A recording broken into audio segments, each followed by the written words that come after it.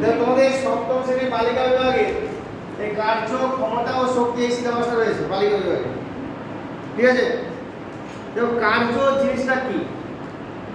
কার্য মানে কি? কাজ করা করে, তাই তো? ধরো একটা প্রশ্ন রয়েছে, এই একটা ধরো একটা ফুটবল নিলাম, কি নিলাম? ফুটবল। এবারে এই ফুটবলটাকে যদি আমরা পায়ে করে লাথি মারি, পায়ে করে লাথি করা হয়, যেটা বিজ্ঞানের ভাষায় আমরা বলে থাকি বল প্রয়োগ করা হয়। তাহলে একটা বস্তুর উপর যদি বল প্রয়োগ করি তাহলে কি হবে? মানে যদি আমি বলছি ফুটবলটার উপর যদি আমি একটা লাথি মারি তাহলে কি হবে? ফুটবলটা সামনের দিকে কিছুটা পথ এগিয়ে যাবে। ফুটবল কি হবে? সামনের দিকে কিছুটা এগিয়ে যাবে, যেটাকে আমরা বিজ্ঞানের ভাষায় বলবো সরণ ঘটল। ফুটবলটার মধ্যে লাথি মারলে কি হলো? ফুটবলটা সামনের দিকে কিছুটা এগিয়ে গেল, যেটা আমরা বিজ্ঞানের ভাষায় বলে থাকি সরণ। মানে এই যে পায়ে করে লাথি মারলাম, এটাকে আমরা বিজ্ঞান ভাষায় বলে থাকি বল। তাহলে সংজ্ঞা হিসেবে যদি বলতে যাই তাহলে কি বলবো? কোনো বস্তুর উপর বাইরে থেকে আমরা বল প্রয়োগ করি, প্রযুক্ত বলের সরণ ঘটলে প্রযুক্ত বল কার্য করেছে বলা হয়। কোনো বস্তুর উপর বল প্রয়োগ করলে যদি বলের প্রয়োগ বিন্দু সরণ বলের অভিমুখে হয় তাহলে প্রযুক্ত বল কার্য করেছে বলা হয়। তাকে কার্য বলে এই কথাটা লিখবো না। কি বললাম? কোনো বস্তুর উপর বল প্রয়োগ করলে যদি বলের প্রয়োগ বিন্দু সরণ বলের অভিমুখে হয় তাহলে প্রযুক্ত বল কার্য করেছে বলা হয়। এবারে কার্যের পরিমাপটা কিভাবে করবো? কার্যটা পেলাম, কার্যকে পরিমাপটা আমরা কিভাবে করবো? এবার আসবো কার্যের পরিমাপ।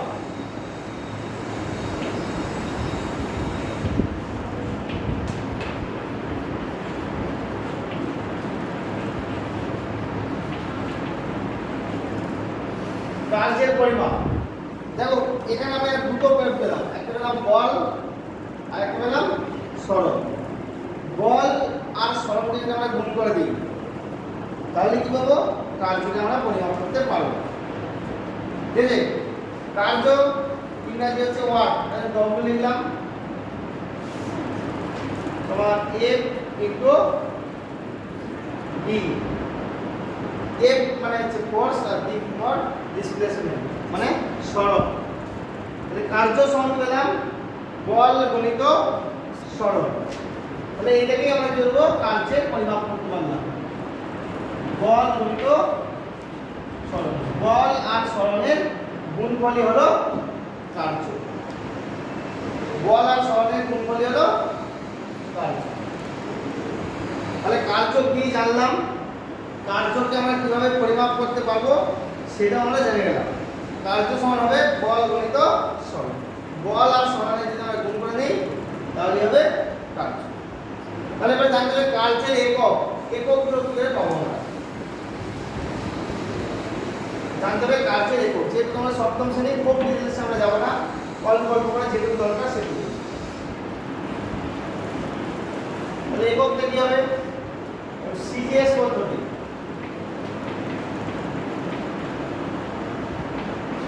সিজিএস পদ্ধতি আর এসআই পদ্ধতিতে এককগুলো কি হবে?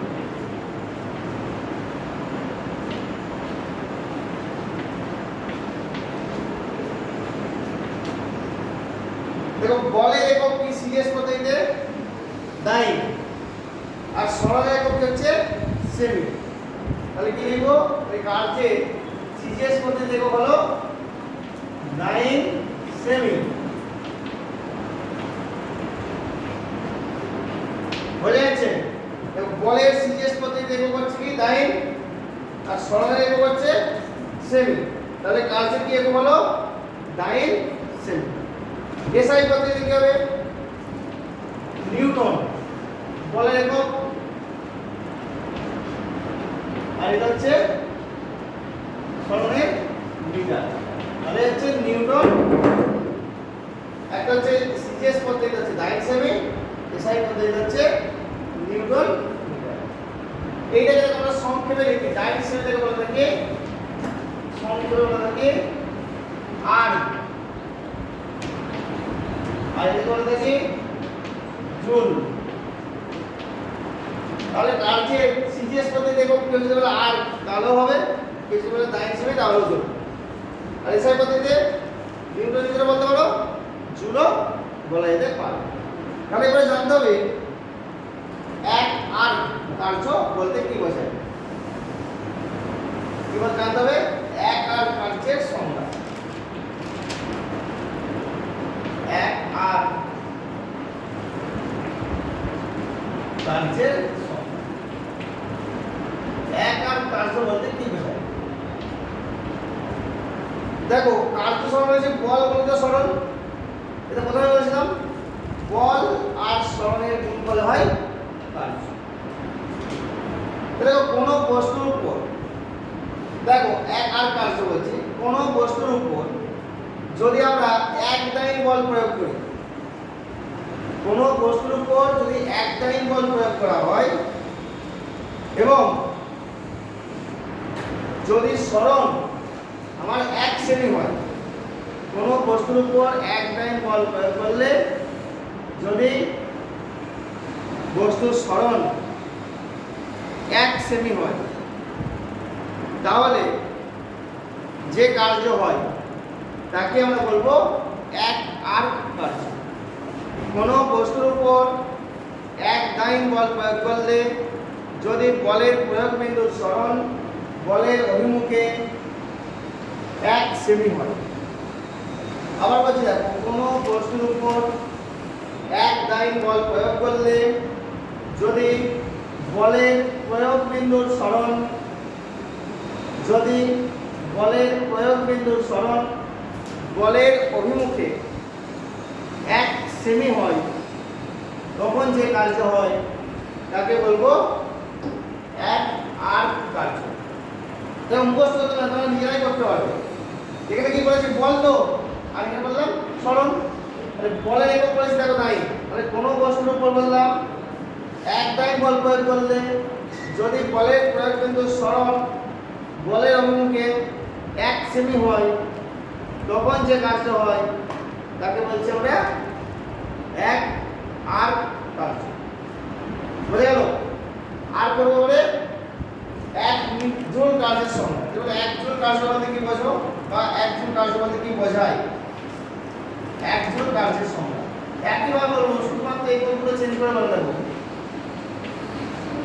এক জুল কার্য বলতে কি বোঝায় তাহলে কি লিখবো একইভাবে লিখবো কোনো চেঞ্জ হবে না শুধু একক বা ইউনিটগুলো আমরা চেঞ্জ করব তাহলে কি লিখবো কোনো বস্তুর উপর এক নিউটন বল প্রয়োগ করলে যদি বলের প্রয়োগ বিন্দুর সরণ বলের অভিমুখে এক মিটার হয় সেম সংজ্ঞা একদম দেখো বললাম শুধু এককগুলো একটু চেঞ্জ করে দেবে কোনো বস্তুর উপর এক নিউটন বল প্রয়োগ করলে যদি বলের প্রয়োগ বিন্দুর সরণ বলের অভিমুখে কত বললাম এক মিটার হয় তখন যে কার্য হয় তাকেই বলবো এক জুল কার্য এটা হচ্ছে এক জুল কার্যের সংজ্ঞা এরপর আসবো আমাদের এই আর্ক এবং জুল এই যে দুই একক বললাম কার্যে এই কার্যের দুই এককের মধ্যে সম্পর্ক আর্ক এবং জুল এই যে দুটো বললাম একক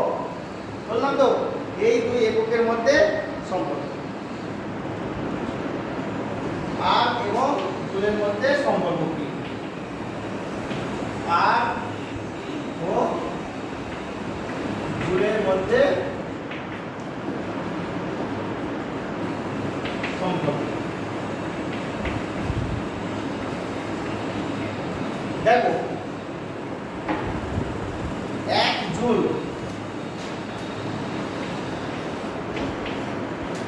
সমান আমরা কত লিখতে পারবো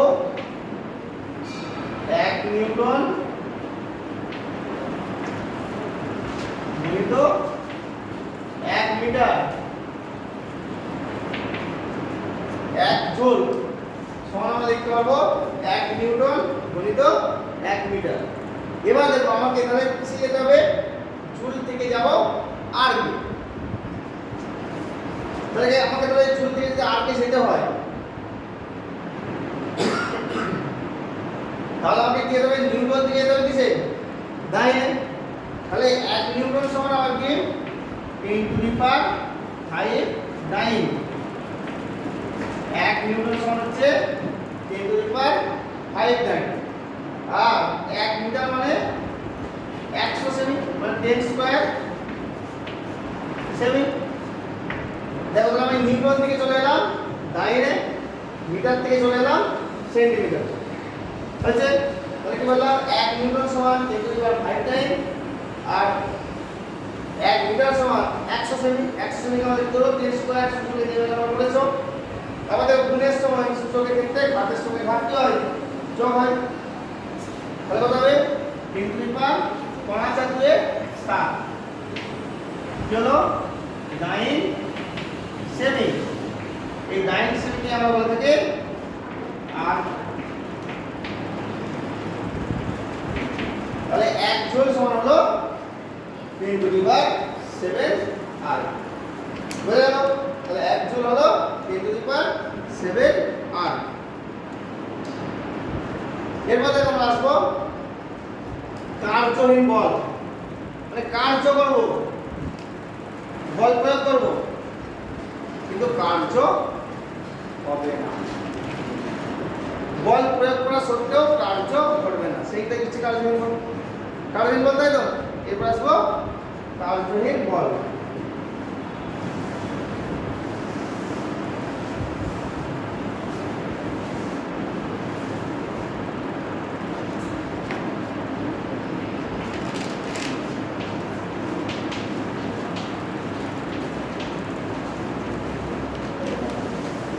কার্যহীন বল জিনিসটা দেখো,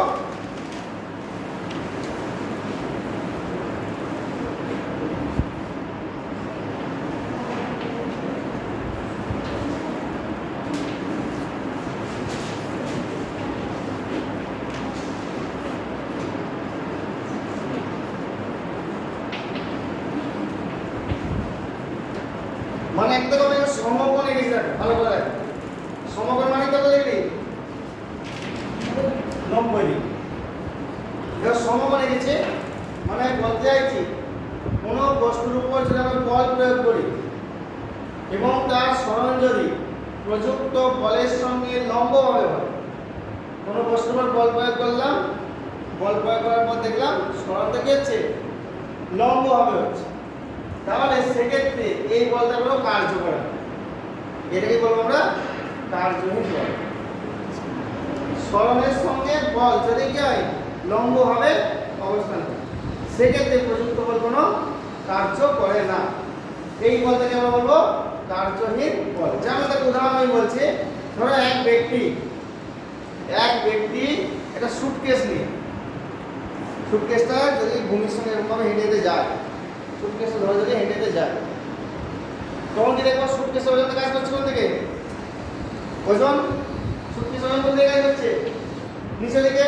সুটকেস নিয়ে যদি কেউ হেঁটে হেঁটে যায়, সুটকেস ওজন কোন দিকে কাজ করছে, নিচে দিকে। তো মানে বলটা তো নিচে দিকে কাজ করছে, আর হেঁটে হেঁটে যাচ্ছে মানে কি সোজা যাচ্ছে, তার সমানটা কোন দিকে হচ্ছে, এরকম। মধ্যবর্তী কোণটা কোন দিকে হলো, 90 ডিগ্রি। তাহলে এক্ষেত্রে কোনো কার্য হবে না। একেই বলছি আমরা কার্যহীন বল। লিখে দিচ্ছি, ঠিক আছে? তাহলে কি বললাম, যদি প্রযুক্ত বলের অভিমুখ এবং সরণ যদি পরস্পরকে লম্বভাবে হয়, সেক্ষেত্রে প্রযুক্ত বল কোনো কার্য করে না। এটাকে বলবো আমরা কি কার্যহীন বল। এবার দেখো কার্য আছে আর দুই রকম হয়ে যায়, বলের দ্বারা কার্য আর বলের বিরুদ্ধে কার্য। বলের দ্বারা কার্য আর বলের মানে কার্যের প্রকার হচ্ছে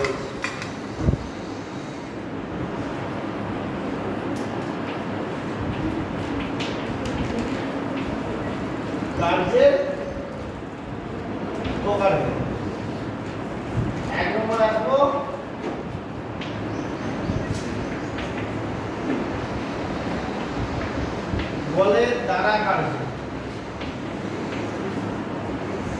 আর আসবো 2 বলের বিরুদ্ধে কার্য। কার্যের প্রকারভেদ বলতে চাইছে বলের দ্বারা কার্য আর বলের বিরুদ্ধে কার্য। দেখো বলের দ্বারা কার্য জিনিসটা কি, কোনো বস্তুর উপর বল প্রয়োগ করলে, কোনো বস্তুর উপর বল প্রয়োগ করলে বস্তুটির সরণ বলের অভিমুখে ঘটবে। কোনো বস্তুর উপর বল প্রয়োগ করে, কোনো বস্তুর উপর বল প্রয়োগে যদি বস্তুর সরণ বলের অভিমুখে হয় তখন তাকে আমরা বলবো বলের দ্বারা কার্য। কোনো বস্তুর উপর বল প্রয়োগে বলের কোনো বস্তুর উপর বল প্রয়োগে বলের কি বললাম সরণ, বস্তুর সরণ যদি বলের অভিমুখে হয় তাহলে বলবো বলের দ্বারা কার্য হয়েছে। আর যদি দেখো বলেছে বস্তুর উপর বল প্রয়োগে বস্তুটির সরণ প্রযুক্ত বলের অভিমুখের বিপরীতে হয়। বস্তুর উপর বল প্রয়োগে বস্তুর উপর বল প্রয়োগে বস্তুটির সরণ প্রযুক্ত বলের অভিমুখে বিপরীতে হলে তাকে বলের বিরুদ্ধে কাজ বলে। প্রযুক্ত বলের অভিমুখে বিপরীতে হলে তাকে বলের বিরুদ্ধে কাজ বলে। দেখো ধরো কোনো জিনিসকে তুমি যদি উপর দিকে ফেলে দিও তাহলে সেটা কি হচ্ছে বলের দ্বারা কার্য হচ্ছে। কি করে বলের দ্বারা কার্য হচ্ছে? কারণ অভিকর্ষ বল সবসময় কোন দিকে কাজ করে, নিচের দিকে কাজ করে। তাহলে কোনো বস্তুকে যদি আমরা উপর থেকে নিচের দিকে ফেলে দিই সেই বস্তুটি হবে কি, বস্তু যে কাজটা করবে সেটা হচ্ছে কি বলের দ্বারা কার্য। আর বলের বিরুদ্ধে ধরো কোনো যদি জিনিসকে যদি আমি নিচ থেকে উপরে তুলি তখন কি হবে, আমাকে অভিকর্ষ বলের বিরুদ্ধে কি করতে উপর দিকে তুলতে হবে। এটাকে বলছি আমরা বলের বিরুদ্ধে কাজ। তাহলে কোনো বস্তুকে যদি আমরা উপর থেকে নিচের দিকে ফেলে দিই তাই তো, তাহলে বস্তুটি হচ্ছে বলের দ্বারা কার্য করছে। তাহলে এখানে বল থাকে অভিকর্ষ, অভিকর্ষ বলের দ্বারা কার্য হচ্ছে। আর যদি কোনো বস্তুকে নিচের থেকে উপরের দিকে আমি তুলি তখন কাজ হচ্ছে, তখন অভিকর্ষ বলের বিরুদ্ধে আমি কি করতে হচ্ছে কাজ করতে। বুঝতে পারলাম? এরপর দেখো আসবো আমরা ক্ষমতা। এরপর আমরা আসবো ক্ষমতা।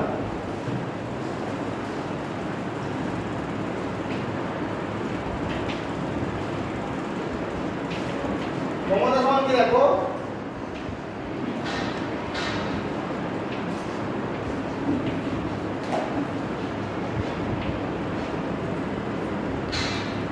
ক্ষমতা সমান হচ্ছে কার্য বাই সময়।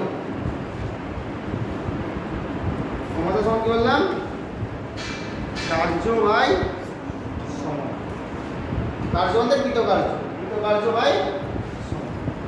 এটা সংজ্ঞা যদি বলতে চাই তাহলে কি বলবো, সংজ্ঞা কি তাহলে বলবো সময়ের সাপেক্ষে, সময়ের সাপেক্ষে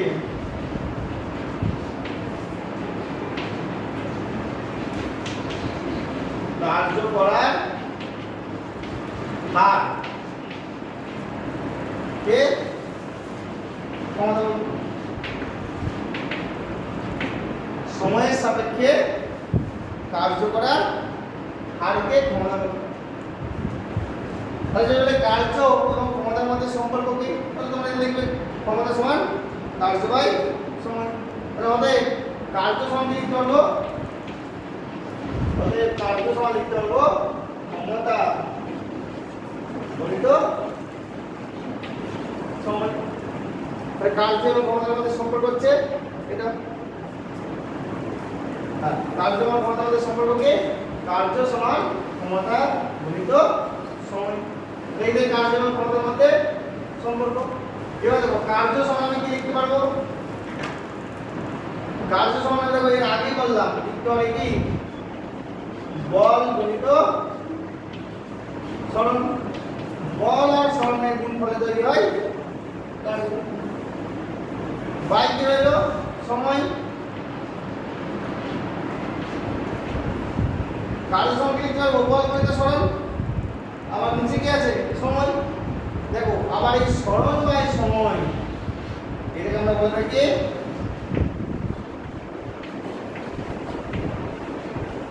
কি বলে থাকি? বেগ।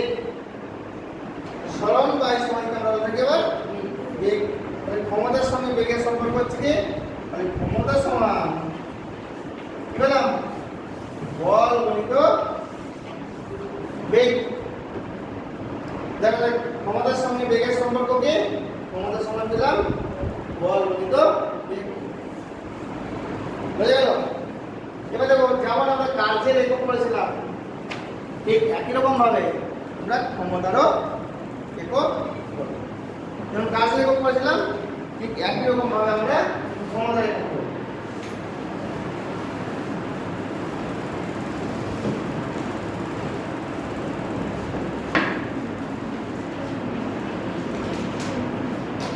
একক সিজিএস পদ্ধতি।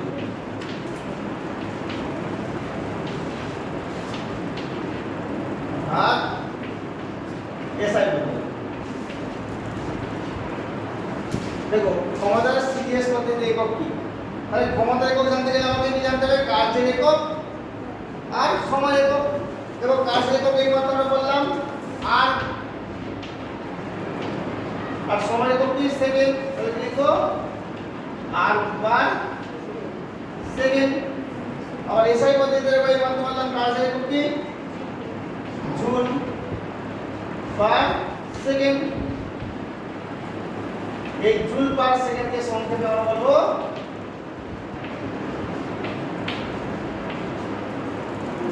ওয়াট।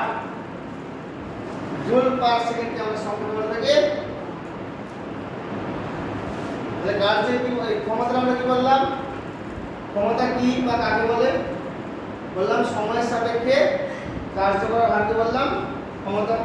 ক্ষমতার সঙ্গে কার্যের কি সম্পর্ক এবার বললাম কার্য সমান ক্ষমতা গণিত সময়। তারপর আমরা দেখলাম ক্ষমতার সঙ্গে বেগের সম্পর্ক। ক্ষমতা সমান কি পেলাম? বল গণিত বেগ। আবার কি দেখলাম এখন? ক্ষমতা সিজিএস এবং এসআই পদ্ধতিতে একক। দেখলাম সিজিএস পদ্ধতিতে একক হলো 8 পার সেকেন্ড আর এসআই পদ্ধতিতে একক হলো জুল পার সেকেন্ড বা সংক্ষেপে যেটা বললাম কি ওয়াট।